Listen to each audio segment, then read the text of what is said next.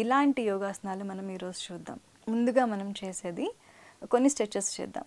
So దానివల్ల ఏంటంటే ఛాతీకి సంబంధించి కండరాలు పక్క భాగాల్లో ఉన్నవి కూడా చాలా యాక్టివ్గా ఉంటాయి. ఫస్ట్గా మనం చేసేది స్ట్రెచెస్.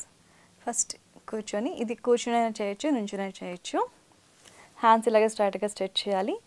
ఈ రకంగా ఓపెన్ చేయాలి. ఇలా ఇది మనం ఇప్పుడు బ్రీతింగ్తో చేద్దాం. ఫస్ట్ శ్వాస తీసుకోవాలి, శ్వాస వదులుతూ స్ట్రెచ్ చేయాలి. ఇలా స్ట్రెచ్ చేయటం వల్ల ఏంటంటే మనకి ఛాతీ దగ్గర ఉన్న కండరాలన్నీ చక్కగా రిలాక్స్ అవుతాయి. ఎలాంటి ఒత్తిడి లేకుండా ఉండటం వల్ల ఫ్రీగా ఉంటుంది. సో ఇది 10 సార్లు చేసుకోవచ్చు. ఈ స్ట్రెచ్ అనేది బ్రీతింగ్తో చేయాలి. ఫస్ట్ బ్రీతింగ్ తీసుకోవాలి, బ్రీతింగ్ వదిలేస్తూ స్ట్రెచ్ చేయాలి. ఇలా ఇది ఎప్పుడైనా చేయొచ్చు.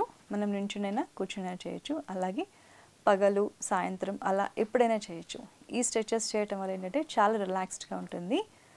కండరాలు అలాగే సైడ్ ఉన్న కండరాలు, పర్టికులర్గా చెస్ట్లో ఉన్న కండరాలు అనేవి యాక్టివ్గా ఉంటాయి.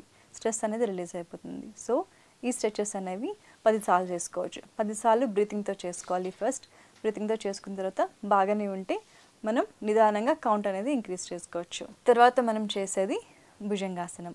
దీనికి ఇలా నేల మీదకి వెళ్ళాలి, చేతుల్లో సైడ్స్కి పెట్టాలి. నిదానంగా శ్వాస తీసుకుంటూ ఇలా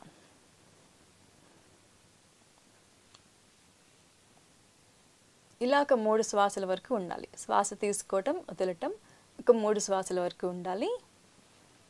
తర్వాత అంతే నిదానంగా కిందకి వచ్చేసి రిలాక్స్ అవ్వాలి. తర్వాత మనం చేసేది గోముఖాసనం. దీనికి ఇలాగా సుఖాసనంలో కూర్చోవాలి. ముందుగా కుడి కాళ్ళు పైకి, ఎడమ చెయ్య ఇలా వెనక్కి, కుడి చెయ్య ఇలా వెనక్కి, ఇలా లాక్ చేయాలి. కంఫర్టబుల్గా ఉన్న తర్వాత తల మెడ స్ట్రైట్గా స్ట్రెచ్ చేసుకోవాలి. ఈ రకంగా ఉండాలి. ఈ పొజిషన్లో ఒక 3 నుంచి 5 శ్వాసల వరకు ఉండొచ్చు.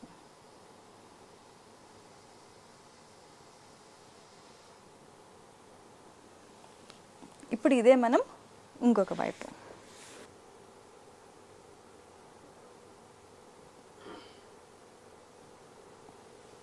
రిలీజ్. ఈ పొజిషన్లో 3 నుంచి 5 శ్వాసల వరకు ఉండొచ్చు. ఇప్పుడు మనం చేసిన యోగాసనాలు వెన్నుపూసకు సంబంధించిన సమస్యలు ఉన్న వాళ్ళు అస్సలు చేయకూడదు. అలాగే హై బీపీ ఉన్న వాళ్ళు కూడా ఈ ఆసనాలు చేయకూడదు.